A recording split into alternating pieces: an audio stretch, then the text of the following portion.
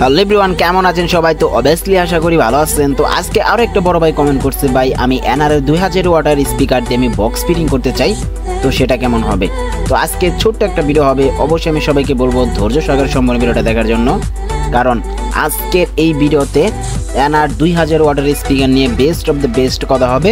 আর এটা কোন এমপ্লিফায়ার দিয়ে বাজালে ভালো বাজবে, আসলে কি বক্স বানানো ঠিক হবে কিনা, তো সমস্ত কিছু থাকবে আজকের ভিডিওতে। চলেন আমরা ভিডিওটা স্টার্ট করে ফেলি। তো সর্বপ্রথম যদি আমরা স্পিকার নিয়ে কথা বলি, তাহলে এটা হচ্ছে 2000 ওয়াটের একটি স্পিকার।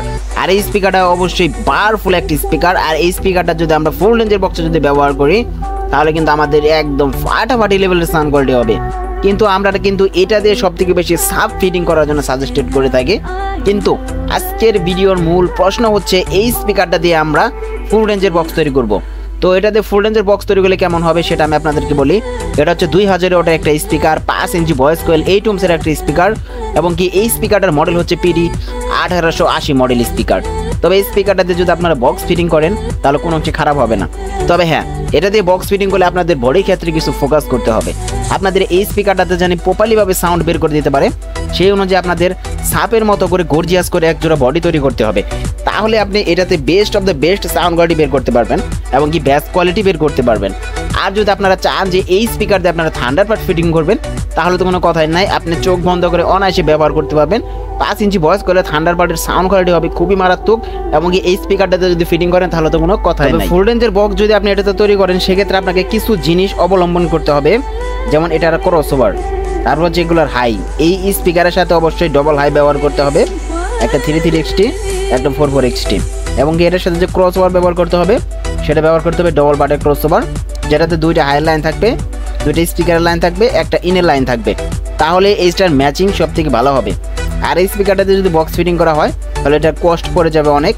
বাট এই স্পিকারটাতে কী প্রোগ্রাম করা যাবে যদি বক্স ফিটিং করা হয়, সেটা আমি আপনাদেরকে বলে দিই। ডিজে প্রোগ্রাম, মনে করেন আপনি ফোনে গান বাজে যাচ্ছেন, সেই প্রোগ্রামে এই বক্সটার মতো সাউন্ড কোয়ালিটি আর অন্য কোনো স্পিকার আপনাকে দিবে না, কারণ এটাতে এত পরিমাণ লাউডনেস এবং এত পরিমাণ ব্যাস পাবেন, যেটা অন্য স্পিকারের তুলনায় অতুলনীয়। কারণ এটা 5 ইঞ্চি ভয়েস কলের স্পিকার, এটা নাম শুনে মানে বোঝা যাইতেছে। তারপরে যদি আপনারা এই স্পিকারটা যদি আপনারা থান্ডারবার্ডে ব্যবহার করেন, সেক্ষেত্রে অতিরিক্ত লাউড পাবেন। বাট যদি আপনারা এটা যে প্রোগ্রাম চালাতে চান, সেটাতে পসিবল না, কারণ এটা আপনাকে ওই জায়গায় মানে থামাই দিবে। কিন্তু এটাতে আপনি অনায়াসে মনে করেন যে লাউডের যত প্রোগ্রাম আছে, ব্যাস কোয়ালিটি, বাড়িঘর মানে যে সিরা বাইরে হবে, পাবলিককে খেপাই তুলতে হবে, সব কিছু করতে পারবেন এটা দিয়ে। আর এটাতে যদি ফুল রেঞ্জের বক্স তৈরি করে, তাহলে কোনো কথা নেই, মাথা নষ্ট হবে, অবশ্যই করতে পারে।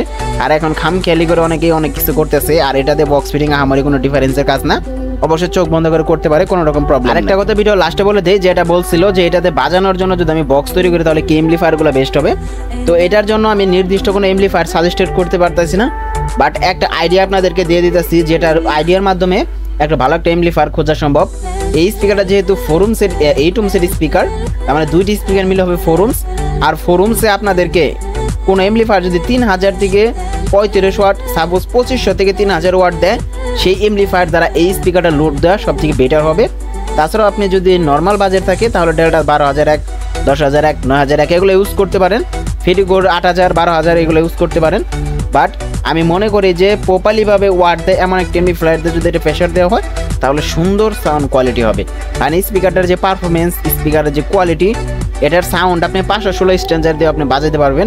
বাট এই স্পিকারটার যে সাউন্ড, সেটা অবশ্যই আপনাকে বের করতে গেলে ভালো মানের একটা এমপ্লিফায়ার লাগবে।